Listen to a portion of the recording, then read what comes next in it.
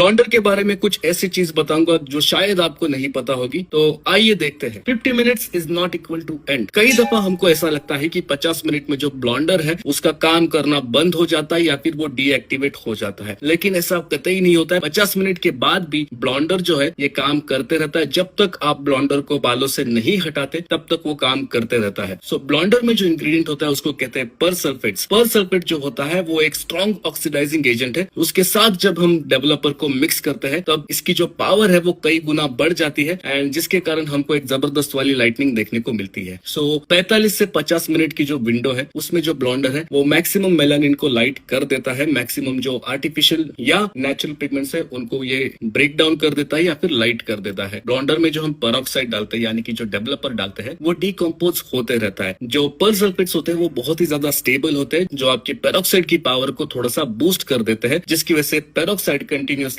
Water and oxygen इस चीज में डिकम्पोज होते रहता है। तो ब्लॉन्डर कब तक आपके बालों में काम करेगा? जब तक पूरा का पूरा डेवलपर यानी कि पूरा का पूरा पेरोक्साइड जो है वो डिप्लीट ना हो जाए, वो खत्म ना हो जाए। तो आप में से कई लोग ऐसे कहेंगे कि अगर ब्लॉन्डर 50 मिनट से भी ज्यादा काम करता है तो क्यों ना हम बालों पे उसको ऐसे ही छोड़ दे ताकि हमको एक और अच्छी लाइटनिंग देखने को मिलेगी, लेकिन ऐसे नहीं होता है। 45 से 50 मिनट का जो टाइम होता है उसके बाद ब्लॉन्डर का जो एक्टिवेशन पावर है वो कम हो जाता है, बहुत ही ज्यादा रेड्यूस हो जाता है। एंड हमारे जो येलो पिगमेंट्स होते हैं मोस्टली जैसे कि पेल येलो या पेलिस्ट येलो, ये काफी रेजिस्टिव पिगमेंट होते हैं, इन पे ब्लॉन्डर का असर कम होता है। लेकिन उस समय के बाद जो ब्लीच है ये अटैक करता है आपके हेयर के बॉन्ड्स पे, आपके केराटिन स्ट्रक्चर के ऊपर, जिसकी वजह से आपके बालों में डैमेज का खतरा जो है वो बढ़ जाता है। इसीलिए अगर आपको ज्यादा लाइटनिंग की जरूरत है तो आप पुराने प्रोडक्ट को हटाइए, उसके ऊपर आप नया प्रोडक्ट लगाइए और फिर एक नया जो प्रोडक्ट है वो फिर से उतना ही एक्टिवली काम करना शुरू करेगा एंड मेलानिन पिगमेंट्स को डिकम्पोज करना शुरू करेगा। तो एंड इसी वजह से ब्लॉन्डर जो है 50 मिनट के बाद रुकता नहीं है,